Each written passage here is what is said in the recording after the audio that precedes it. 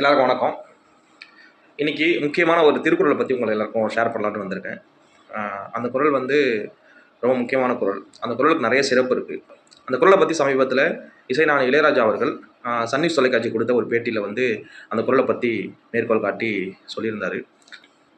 341வது குறள் துறவரவியல் அப்படிங்கிற அதிகாரத்தில் வள்ளுவர் எழுதியிருக்காரு அந்த குறள். ஏதாவது நாங்கள் திருக்குறள்லேருந்து கேம் மாதிரி விளையாடுவோம். ஒரு வாட்டி விளையாடும்போது தான் உதடு ஒட்டாத திருக்குறள் தெரிஞ்சால் சொல்லுங்கள் அப்படின்னு சொல்லும்போது நாங்கள் தேடி கண்டுபிடிச்ச குறள் தான் நாங்கள் கல்லூரி நண்பர் காலத்தில்.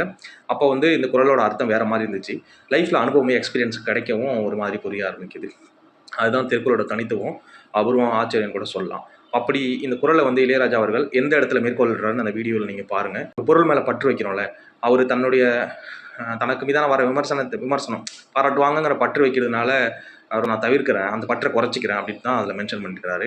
நம்ம எப்படி பொறுத்திக்கலாம்னா, நம்ம எந்தெந்த பொருள் மீதெல்லாம் நம்ம பற்றை நம்ம எழுந்துக்கிட்டே வரோமோ, பற்றை நம்ம டிஸ்டன்ஸ் மெயின்டைன் பண்ணுறோமோ, நம்மள்ட்ட இழக்கிறோமோ, இழந்து போகிறோமோ, அந்த அளவுக்கு நம்ம அதனால் வர துன்பத்தையும் தான் இழக்கிறோம். ஒரு பொருளையோ ஒரு நபரை இழக்கிறதுனால ரொம்ப நீங்கள் வருத்தப்பட்டு நீங்கள் உடஞ்சி அழுது பொழுது அதில் மீண்டு வர முடியாமல் போக வேணாம். அதுக்கு இந்த குறள் ரொம்ப உதவியாக இருக்கும்.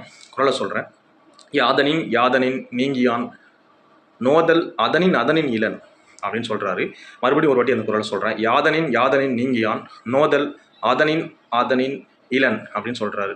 எந்தெந்த பொருள் இருந்தாலும் நீங்கள் பற்றை விடுபடுறீங்களோ, நீங்கள் வெறும் பற்றை மட்டும் அதுக்கான தொடர்பு மட்டும் துண்டிக்கல, அதன் மூலமாக வரக்கூடிய துன்பத்தை எல்லாத்தையும் இழந்துடுறீங்க அப்படின்னு சொல்லுது. நீங்கள் நினைக்கலாம், எப்படி நம்ம அதனால் வர இன்பம் இருக்குல்ல அதை லாஸ் பண்ணுறோன்னு சொல்லிட்டு. இழந்த பொருட்களுக்கு, அதாவது அந்த காலத்தில் துறவு போகிறதுக்கு ஒரு முக்கியமான நடவடிக்கையாக கருதப்பட்டிருக்கு. அப்போ போகும்போது என்ன லாபம் கிடைக்கும், என்ன நன்மை பெறும் அப்படிங்கிறது தான் சொல்கிறாரு. மைண்ட் ரீதியிலான அந்த டிட்டாச்மெண்ட் இருக்குல்ல, அது ரொம்ப முக்கியம் லைஃபுக்கு. ரொம்ப நல்ல விஷயமா இருக்கும். நிறையா மோட்டிவேஷனல் புத்தகங்கள் இதை பற்றி தான் விவாதிக்குது. இதை திருக்குறள் அழகாக நச்சினி 7 சீரில் அழகாக சொல்லியிருக்காரு. இந்த குறளை நீங்கள் தினமும் படிங்க, வாசிங்க.